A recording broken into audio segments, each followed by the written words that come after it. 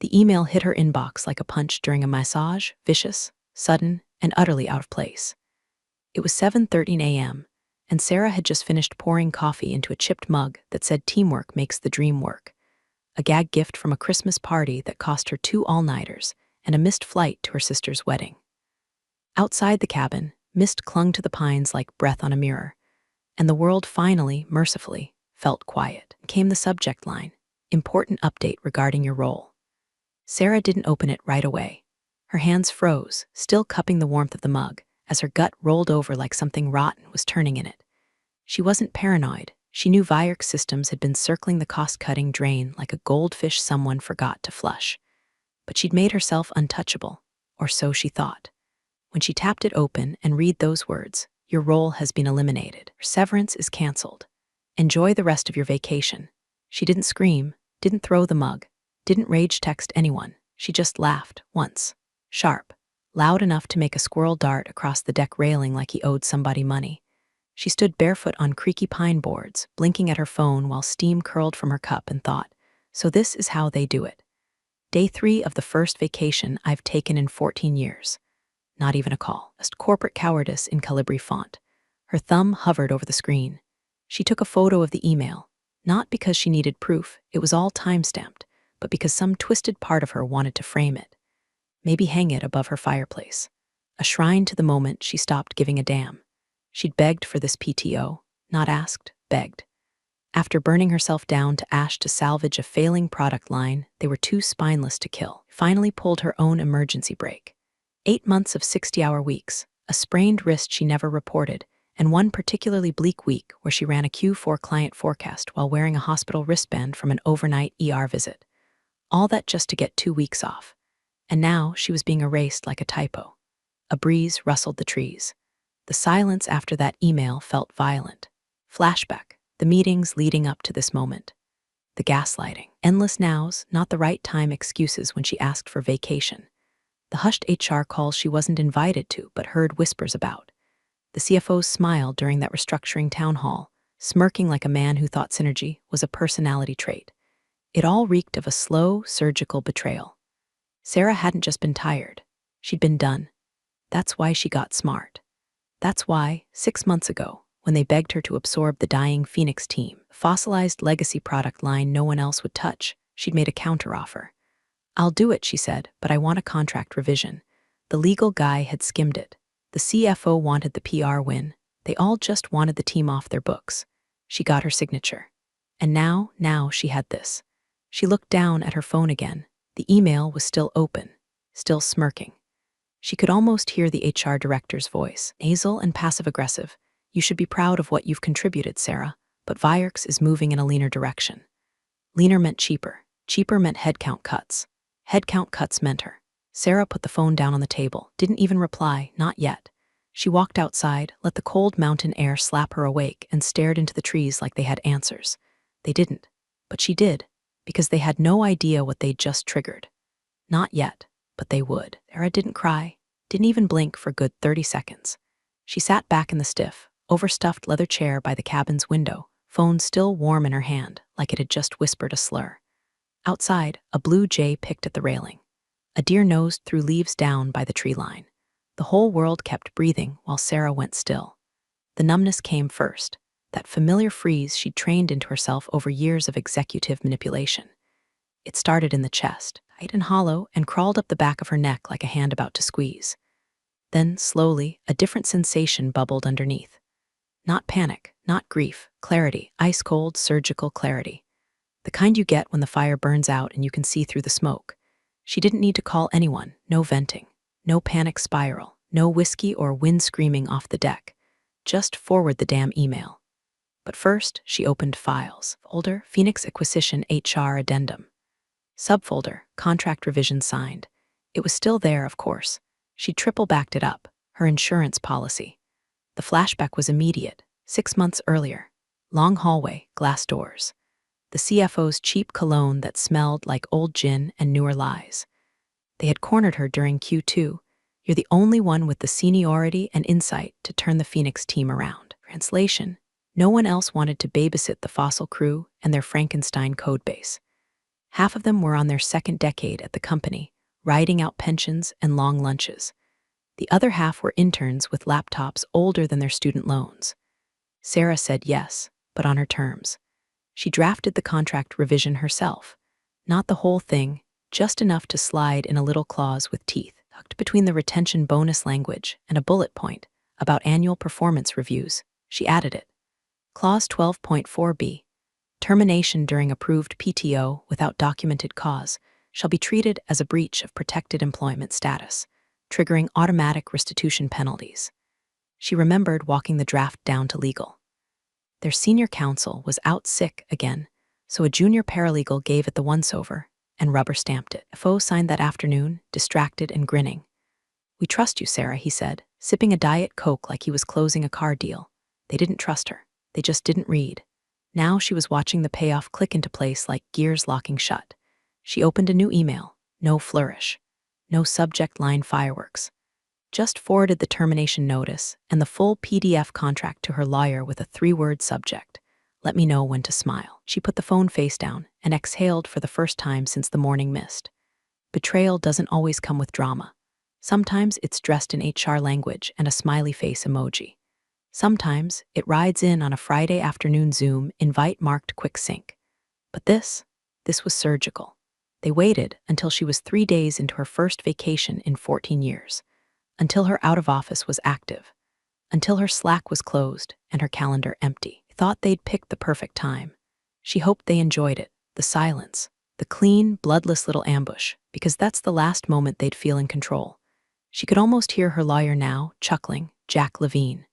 Ex-Marine turned employment assassin.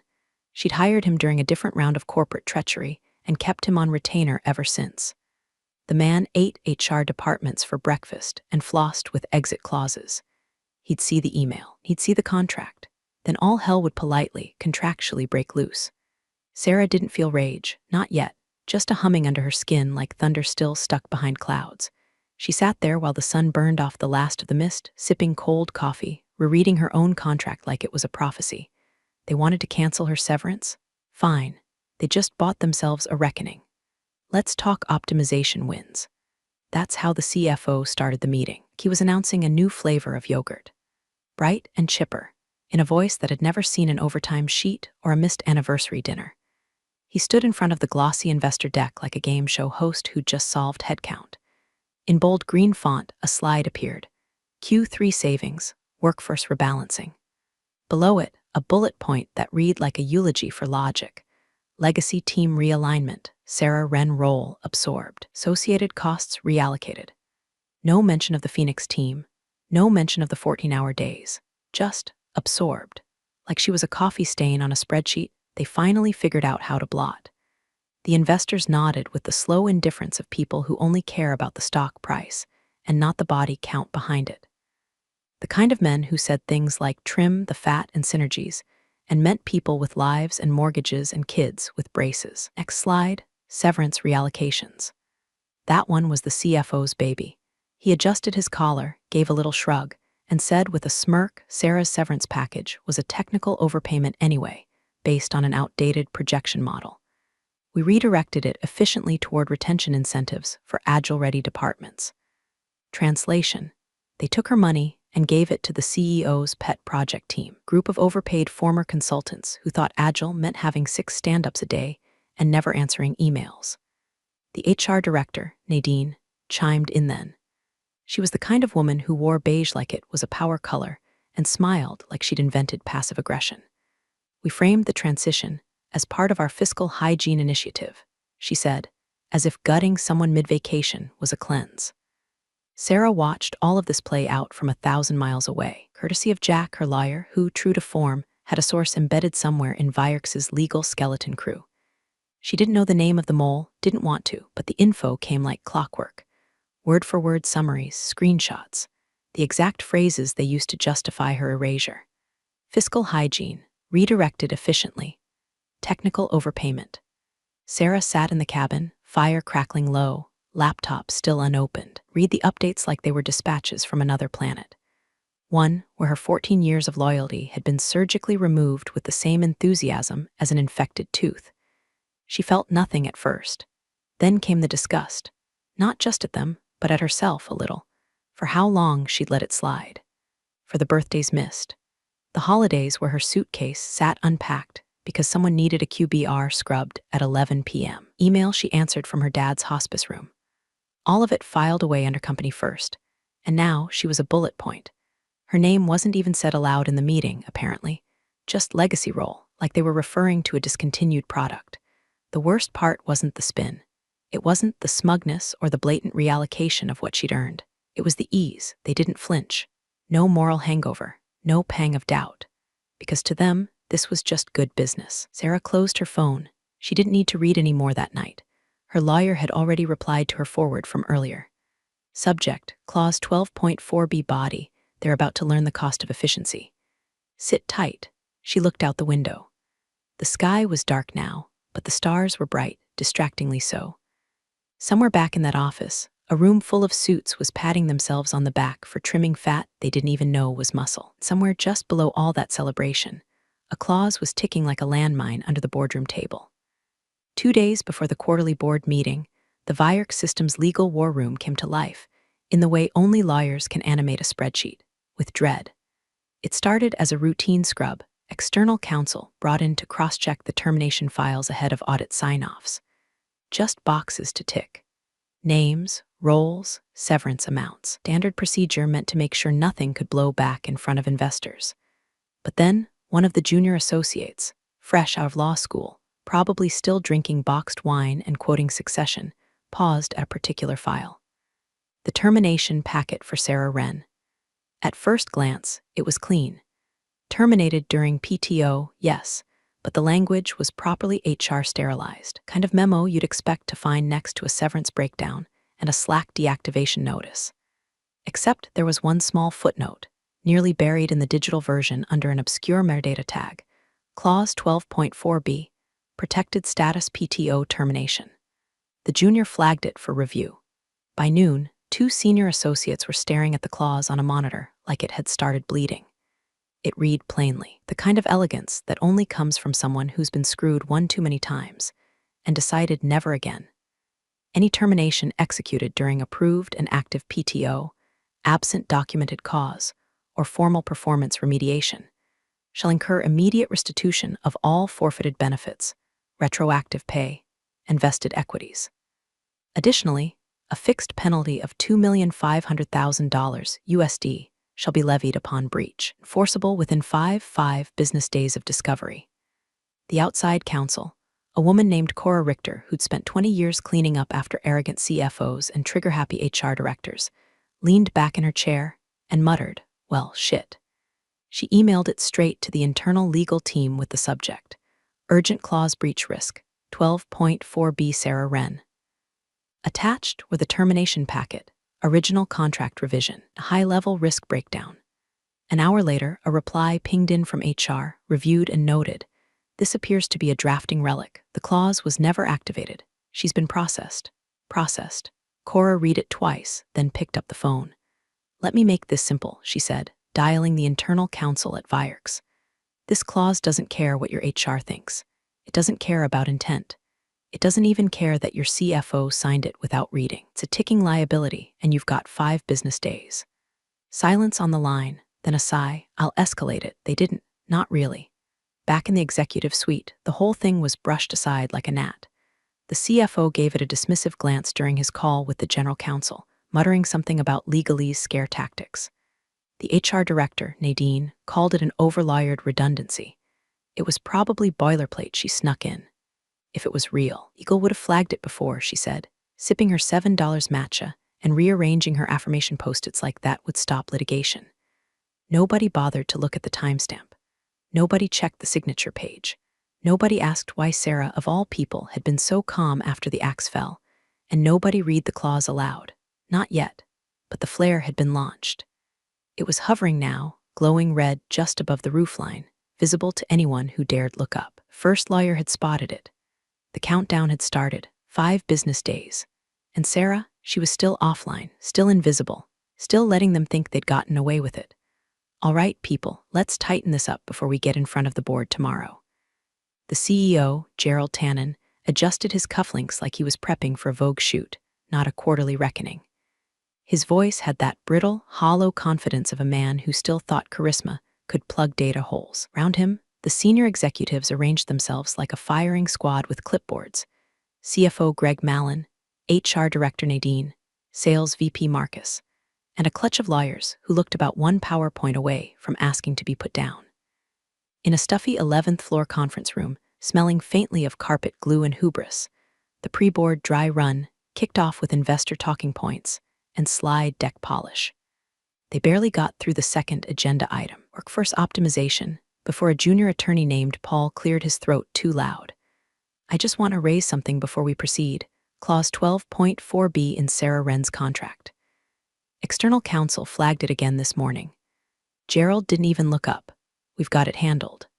But sir, the clause isn't standard, Paul pressed, hands shaking just enough to rattle the pen he was gripping like a life raft. Mandates restitution and a significant financial penalty if an employee is terminated during protected PTO without proper cause documentation.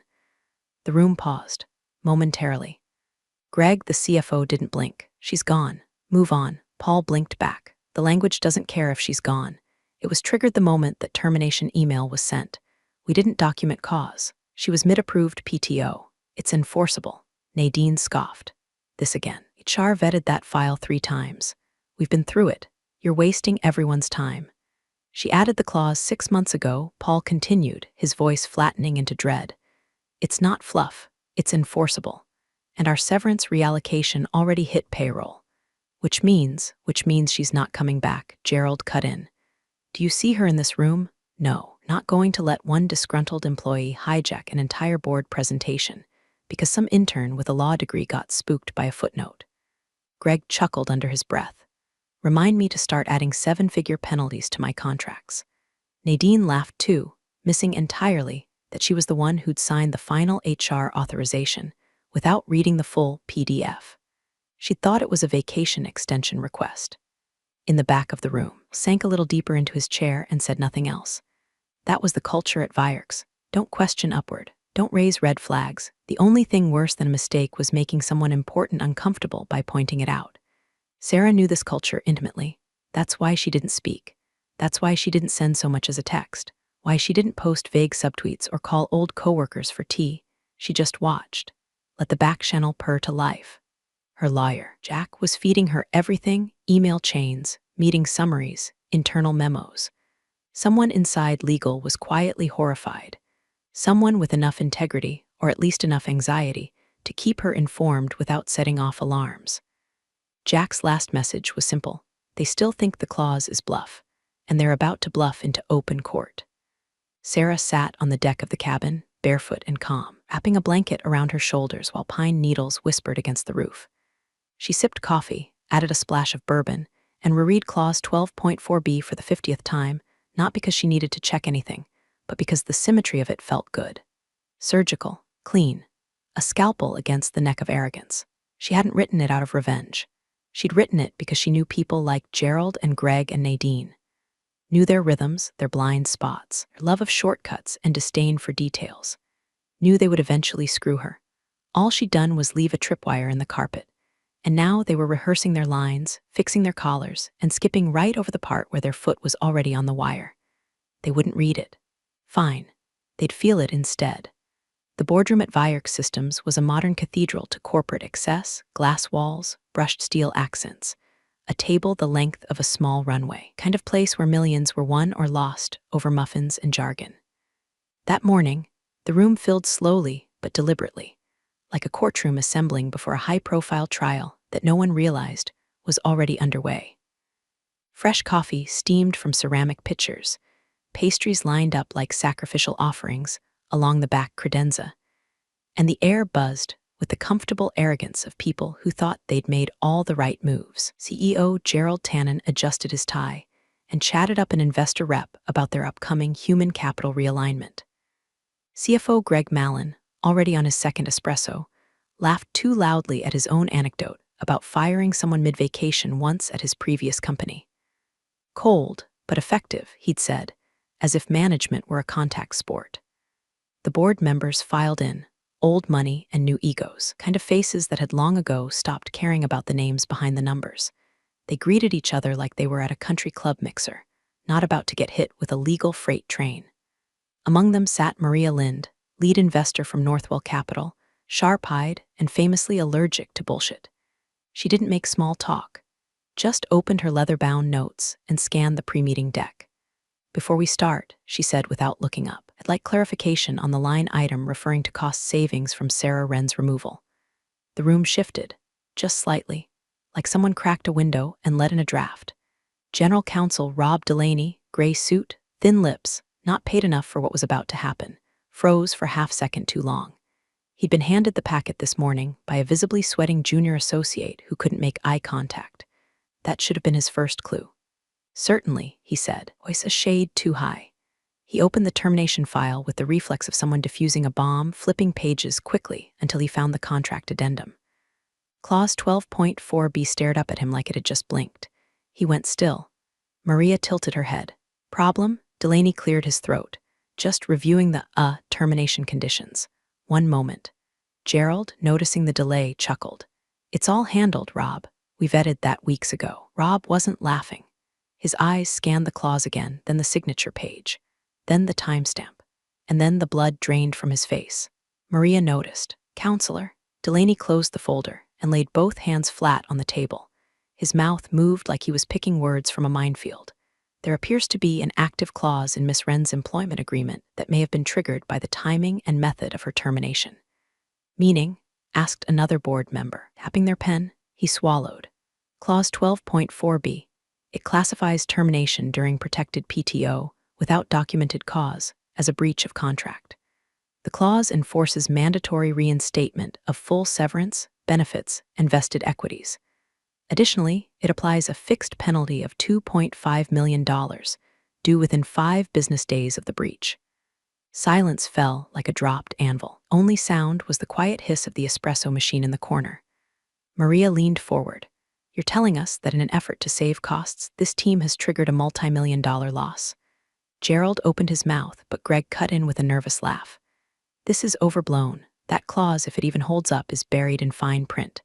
It's not enforceable." Delaney didn't blink. "It's on a signed revision. Dated, digitally logged, vetted through legal channels, albeit poorly. And flip the page, signed by you, Greg." The CFO stared. "That's not no, I didn't, it's your signature." Maria folded her arms. Was this clause disclosed during the severance reallocation? Nadine in the corner shifted uncomfortably. "We assumed it was a boilerplate relic." "She never mentioned, she didn't have to," Delaney snapped, more emotion in his voice than anyone had ever heard from him. "She wrote it. She knew what you were going to do. And now it's active." Entire room sat frozen in an invisible wreck. They had poked something they didn't understand. Sarah Wren, legacy team lead, invisible woman, quietly removed mid-vacation to trim fat for Q3 optics. The cost-saving victory they all congratulated themselves over was now a grenade mid-detonation, and they were all sitting at ground zero. The room didn't just go quiet, it froze. Time itself seemed to hold its breath. Outside counsel, Cora Richter, stood at the head of the table, her glasses low on her nose, holding the termination file like it was a live grenade with the pin halfway out. The kind of lawyer who didn't waste words or wear perfume. Her voice, when she finally spoke, cut through the tension like a scalpel through silk. She didn't editorialize, didn't soften, just cleared her throat and read. Clause 12.4b. Termination during approved PTO without documented cause shall incur a severance penalty of $2.5 million and nullify cost-saving treatment. Mandatory restitution of all benefits, back pay, and vested shares within 5 business days. Her words landed like bricks. One by one. No spin. No jargon. Just a legal hammer swung square into the glass face of their optimism. Silence followed. Not polite silence. Not confused silence. Condemned silence. Then, in perfect sync, like choreography rehearsed in some karmic rehearsal space, every head in the boardroom turned toward CEO Gerald Tannen. The first to look was Maria Lind, her gaze sharp enough to leave a burn. Then 2 investor reps, followed by the head of audit, and finally even Greg, the CFO, slowly pivoted in his chair as if just realizing he wasn't at the top of the food chain. Gerald didn't speak, couldn't. His jaw worked uselessly, lips parted slightly like he was mid-chew on a sentence that had turned to ash. Cora closed the folder with a snap. "There's no ambiguity," she said. "The clause is enforceable. It's been triggered. There's precedent for this language being upheld in similar wrongful termination cases." Greg finally found his voice. "That can't be right. I mean, we never intended." She never objected. She didn't even reply to the email. Cora didn't blink. She didn't need to. The clause isn't about intent. It's about action. You terminated her. She was on protected PTO. No cause documentation. The trigger conditions are met. It's now an enforceable liability. Nadine looked ready to pass out. "But HR vetted it." "No," Cora said flatly.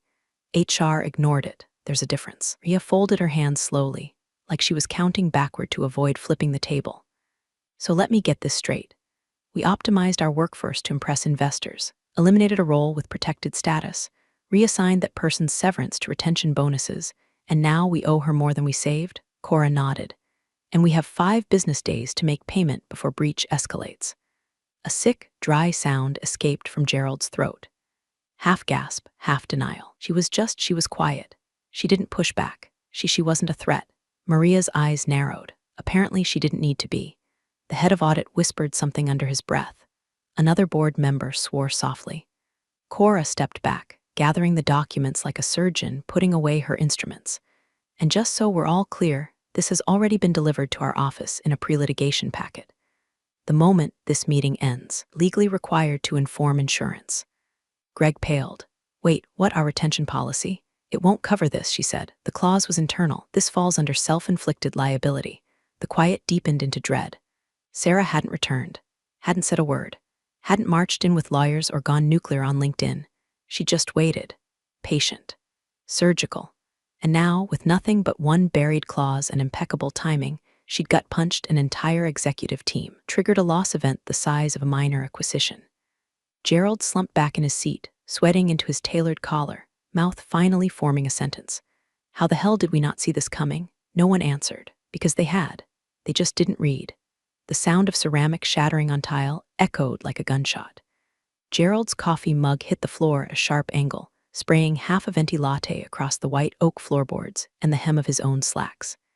He didn't notice, didn't even flinch, just stared, wide-eyed and pale, at the contract packet in front of him like it had whispered his own eulogy. No one moved, even the assistant who usually swooped in to clean up messes, the same one who brought Gerald his overpriced artisan blend every morning, stood frozen in the doorway, not daring to breathe. Because in that moment, the coffee wasn't the only thing that had spilled. Authority had too: confidence. The whole illusion. CFO Greg Mallon leaned forward, face flushed, voice dry and shaky. "It's got to be a drafting error, a miscommunication. That clause, it must have been left in by mistake." He reached for the folder, flipping to the last page like a drowning man clawing at a life preserver. But there it was, black ink, perfect signature. His, right next to Sarah Wren's, dated, time-stamped, digitally logged with the same verification the company used for onboarding C-suite hires. I started, then just let the word hang there hollow. "It's not a drafting error," Cora said, arms crossed now. "It's a trap. One she laid 6 months ago and waited for you to step into. And you did, blindfolded." One of the older board members, a man who usually fell asleep during earnings breakdowns and cared more about his tea time than termination protocol, finally muttered something that cut through the tension like a dagger, dipped in common sense. "Triggered a loss event for nothing." No one argued, because there it was, the reality laid bare. They hadn't saved money, they hadn't cleaned house, they hadn't made a smart fiscal move. They just yanked a thread from a sweater they didn't know was holding the whole damn thing together, and now it was unraveling in real time. Investor rep Maria Lind stood slowly, the lines around her mouth deepening with fury. That breach alone might tank the retention pool. "You understand that, right? If we don't restore what she's owed and pay out the clause penalty, it will trigger internal audit flags across all departments." Her voice was ice over steel. "And if we delay, our liability insurer will declare it a preventable breach. That'll void coverage. We'll have to explain to our own talent why we raided the retention bonus to fund your HR fumble." Greg shook his head like a man trying to wake up from a nightmare. Wasn't even a core team lead anymore. Phoenix was legacy. Sunsetting. She'd gone quiet. She went quiet, Maria snapped, because she already knew. You gave her motive, time, and a pen, and she used all 3 better than your entire legal department. Gerald finally spoke, though it sounded like he'd swallowed broken glass.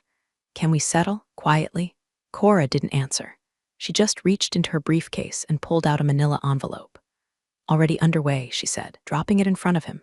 "Pre-litigation notice. Served this morning. Signed delivery." Greg stared at it like it might bite. "We should have. Someone should have." "No," Maria said, cutting him off. "You should have. You fired a senior strategist mid-vacation without cause, reassigned her severance, and didn't even read the paperwork." She turned to Gerald. "You dropped coffee." She dropped a clause. Only one of those broke something. Nadine looked ready to vomit. Her eyes darted between the investors, the envelope, and the coffee stain widening across the polished floor like guilt made physical. "Jesus," someone whispered from the end of the table. And still, Sarah didn't call, didn't threaten, didn't need to. Her silence was the loudest voice in the room. The door opened with a soft click. No fanfare. No dramatic entrance. Just Jack Levine in a navy wool coat and scuffed Oxfords, stepping into the boardroom like he was dropping off dry cleaning. He didn't look angry. He didn't look smug. He just looked prepared. He carried one folder, manila, unassuming. The kind that holds ruin when handled by the right hands. "Jack Levine, on behalf of Miss Sarah Wren," he said plainly, placing the folder directly in front of the CEO with the casual precision of a man who'd filed more lawsuits than birthday cards. Pre-litigation notification, confirming breach of Clause 12.4b. Deliverables outlined inside. Payment deadline, 3 business days remaining. Gerald didn't take it. He just stared at the folder like it might detonate. Jack didn't wait for acknowledgement. He offered a polite nod to the room, turned, and walked out.